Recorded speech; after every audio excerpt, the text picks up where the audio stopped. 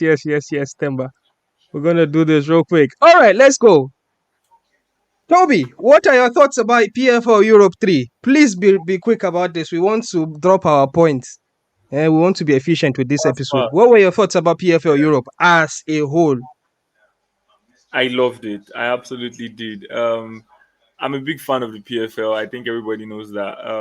From the stars that they got to show up at the event to the fight itself, I saw some people on Twitter trying to say that it was high class fighters versus low level fighters, and that's why we got what we got. But I'm not sure I agree. I'm not sure I even care. I feel like, and the fact that the UFC didn't have anything significant running, on the same day, on the same night, made the focus on PFL a little bit more.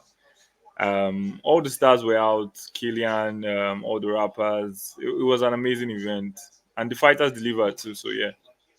Yeah, so there's somebody else in the audience that was there in the person of Fernan Lopez. I don't want to. You probably would not understand why I think Fernan Lopez being there is a big deal. Well, the co-main and the main event has two people that he wish he has in RS, right? The former double champ in RS of middleweight and welterweight champion, former that is the Lazy King Abdul, and his arch nemesis or his biggest rival in the main event, that is Doumbé,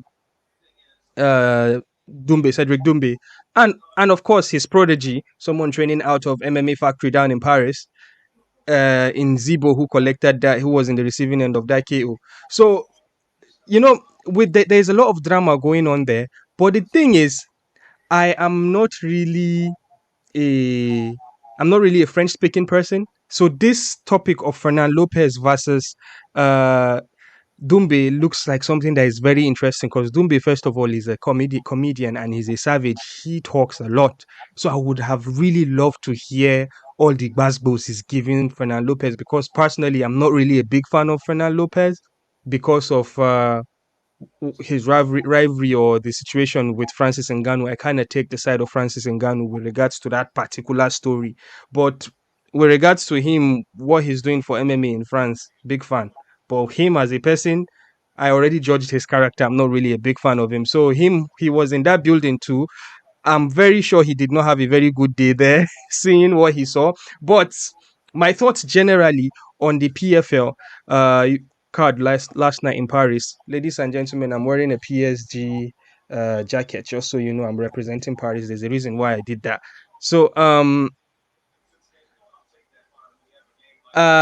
yes, first of all, incredible crowd. It had that big fight feel. It had that one of the reasons why I'm a pro wrestling fan, right? And pro wrestling fans are maniacs. So there's like some certain energy and passion coming out from the crowd, the chanting and the songs and all that. And these guys in Paris, those guys there was the closest, or would be very close to what an MMA, a WWE event would be, or pro wrestling event would be. Crazy, amazing passion is there, bro. For the first time ever, I really don't know what happened. But I guess we'll get into it. I was going to talk about Cedric Doumbe and his entrance, and a fighter chanted, and people literally screaming back at him without a microphone. How incredible is that? I'm sure it would have been more incredible if you were live in there. So, yes. And I'm going to say this. This might be a bit controversial for maybe the hardcore PFL fans.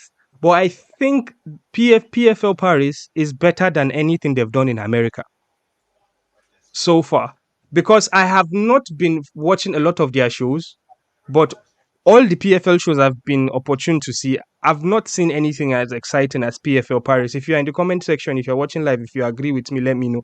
But what do you think, Toby? I might want to agree with you on that. Um, I feel like whenever they do their events in Europe, it's always massive. The fact that all the PSG players went out that day, played rubbish, got a draw, and all of them flew in to come and watch the match, regardless of what the media was going to say, just showed you how big they thought it was. But it was a really, really good event. I feel like all the things that people were laughing at on paper, you know, Mm. turned out to be things that were really exciting on the night. People were saying, how can your main event or your headline be the debut of some kind of fighter when there are like playoff matches that are going on and all of that. But it delivered. The Doesn't entrance delivered. matter. Shout It delivered. doesn't matter. It doesn't Really, matter. It's like saying UFC doing a tournament style event, and then they go to Ireland and they are opportune to have Conor McGregor on the card. Do you want to put a playoff match in the main event or Conor McGregor? I mean, don't blame me. Blame Twitter guys, not me. I'm just saying. Yeah, yeah. So let's roll on. Let's roll on. Could PFL become the clear number two MMA promotion as they continue to gather momentum? Yeah, well, with the momentum that they are gathering and a lot of talk with regards to PFL purchasing Bellator and likely merging and getting the Bellator roster over, um, I don't know how that would play out for them. Obviously, Bellator is clear cut number two in like having popular fighters or popular fights, because I know we have one championship which a lot of people would have like would say like one championship has their biggest viewership, so they are the biggest promotion. Well, one championship, I think their model works for Asia but it doesn't work globally. um, so with that regards, Bellator is clear cut number two for me. This is opinion based. Um, but if Bellator and PFL merge under the banner of PFL, obviously there will be the clear number two. And with the money apparently they are collecting from the Saudis, it's going to be like even more hilarious with the amount of fighters they can bring in, because PFL Paris is a testament of what they can do. They've brought in one of the most exciting kickboxers in Cedric Doumbe. Now they had people forget the co-main. He's not as popular as Cedric Doumbé. I'm talking about the lazy King Abdul, who, you know what, we'll get to him. But yes, with regards to this question, I think PFL is very very close to being number two, even without purchasing Bellator. But when they do purchase Bellator, I don't think that would be a comparison. What do you think, Toby? Yeah, I was going to ask you a question regarding what you said. You said Bellator is clear cut number two. Do you mean in terms of like the fighters they have on their roster or the popularity of the promotion?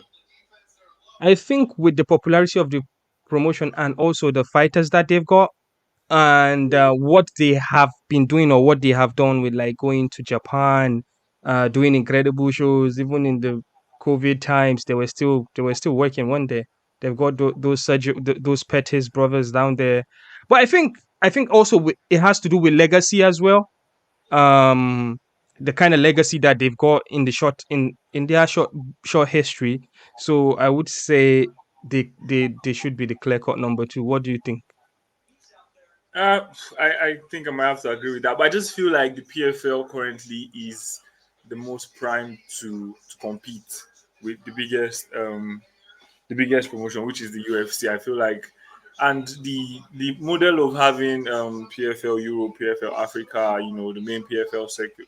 I feel like in the long run that might be an hindrance, but we'll talk about that later. I just feel like the more they get these really really top class fighters and they are able to add them to the major roster, and as you said, if they are able to acquire Bellator, I definitely see them being the number two. And with the amount of money that they are able to throw out at fighters, the UFC needs to find a way to compete, because if you're not going to pay me what PFL is paying me, I mean, I'm not fighting for free, am I? So Yes, yes, I agree with you. I hate to always agree with you, but let's go. The next one is, when will we see PFL Africa 1, and which country will it be? Yes, I do remember that Francis Ngannou was on Rogan a couple of days ago, and he mentioned it would be in the first quarter of 2025. So, but then the other part of your question, which is which country will it be in? I only have to speculate with things that make sense. Okay, so here are my speculations. I know Francis Ngannou is from Cameroon. I know he has already started doing some MMA gym and MMA promotion or MMA arena. There's something going on down there. And we've got Kamaru Usman doing his thing. We've got the South Africans with EFC and a couple of promotions there in Angola and in South Africa as well. But Francis Ngannou has, I don't know, this is not official. Before his fight with Tyson Fury was announced, he made a couple of trips down to Saudi. If you can remember the famous picture of him and Ronaldo squaring up, that was when Ronaldo was the only big player in Saudi at the time.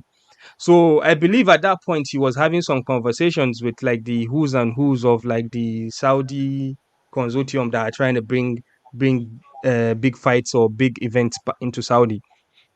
So I think he has a relationship with them, and those Arabs, they look out for their fellow Arabs. I think there's a name for Arab countries, including the North African Arabs countries. There's a name that they give them. So Is it? there's in their ploy to invest in MMA for the Arabs as a whole. I think if PFL Africa actually happens, it would likely start from Morocco or Egypt. I don't know any MMA promotion out there that is actually doing anything big, but I think maybe that might be in the deals they would happily have with Saudi giving them all the money that they are using at the moment.